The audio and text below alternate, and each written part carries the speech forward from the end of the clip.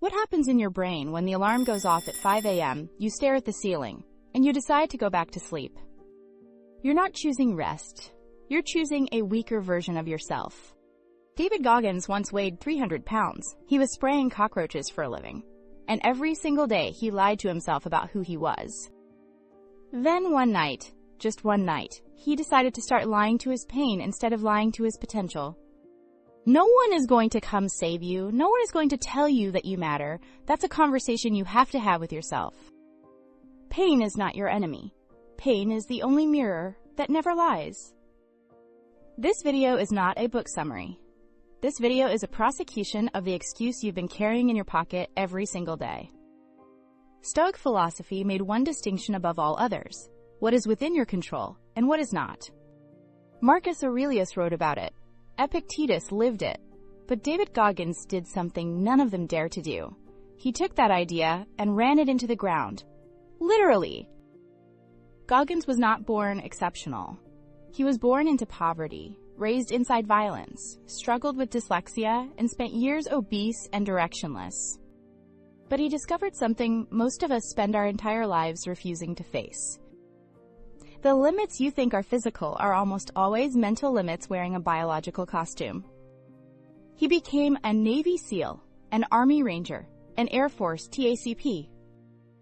He completed over 70 ultramarathons, triathlons, and ultra-triathlons. Not because his DNA was different, but because he chose to live in the one place everyone else runs away from, inside the discomfort. So what does this mean philosophically? And how can one book change the way you think about your pain, your laziness, your nightly, "I'm just tired"? That's what we're here to find out. You know that feeling. You're in the middle of something hard. A workout, a deadline, a conversation you don't want to have, and your brain says, "That's enough. You've hit your limit." Goggins has one answer to that. You're at 40%. This isn't motivational fluff. Military research and sports psychology both confirm it. The human brain triggers surrender signals long before the body actually fails. It's a protective mechanism. The problem? We've built our entire lives inside that 40% and convinced ourselves it's the full picture. The most important conversations you'll ever have are the ones you have with yourself. You wake up with them, you walk around with them, you go to bed with them. Philosophically, this echoes Nietzsche's concept of the Übermensch, the self-overcoming human. But where Nietzsche wrote about it in books, Goggins dragged it onto a racetrack at midnight. The limit is not where you stop. The limit is where the real version of you begins. So why do we stop at 40%?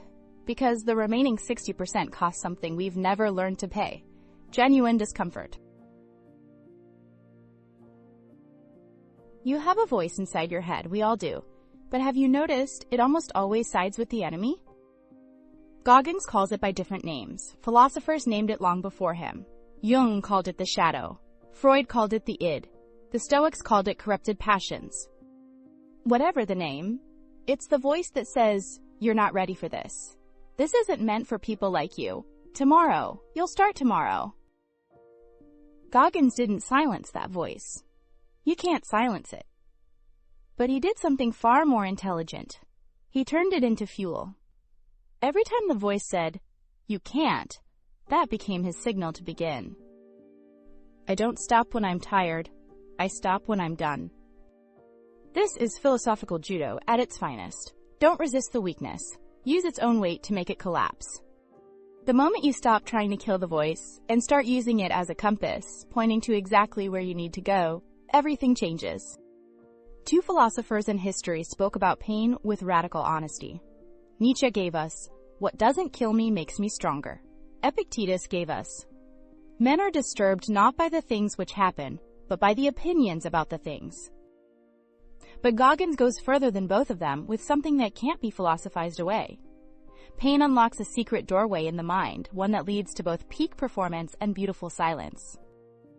What's the difference between someone who breaks under pain and someone who grows through it? It's not the pain itself. It's the story you tell yourself about the pain. Tell yourself, "This pain means I'm failing," and you will break. Tell yourself, "This pain means I'm growing," and you will transform. Goggins prescribes one brutal, simple practice. Stay in the discomfort 1 minute longer. Every single time. Just 1 minute. That's the gate. The Stoics practiced premeditatio malorum, the premeditation of evils, training themselves mentally against pain before it arrived. Goggins does the inverse. He charges directly into real pain and builds the mental armor on the way out. Both approaches are valid. Goggins is just less interested in theory. Goggins offers a tool that is deceptively simple and absolutely devastating. Take a piece of paper. Draw a line down the middle. Left column, everything working against you, your circumstances, your disadvantages, your pain. Right column, everything that is your responsibility, your choices, your habits, what you're not doing. What will you discover? That the right column, the column of your own accountability, is far longer than you ever wanted to admit. It's time to go to war with yourself. Socrates said, "Know thyself," but nobody warned us how much it would hurt. Goggins adds the part Socrates left out. It's not enough to know yourself. You have to confront what you know. This is where most self-help stops. It tells you to be kinder to yourself, to practice self-compassion, to affirm your worth. Goggins doesn't disagree, but he insists the kindest thing you can do for yourself is stop lying about where you actually are. Now, before you close this video, feel inspired for 2 days and then return to the exact same life. I need you to hear something. Is there a critique of Goggins? Yes. And it mattered. The philosophical problem with absolute willpower is that it assumes everyone starts from the same place. Aristotle spoke of virtue as habit, but he also knew that circumstances shaped the very possibility of virtue. Goggins succeeded partly because he had extraordinary raw material to work against: rage, trauma, a brutal past. He alchemized his wounds into weapons. But what if your wound is invisible? What if your struggle doesn't look dramatic enough to fuel a transformation? This book is not a universal prescription. It's proof that your ceiling is higher than you've been told, significantly higher. The real value of Goggins isn't imitation, it's interrogation. It's asking yourself, where is the 60% I leave on the table every single day?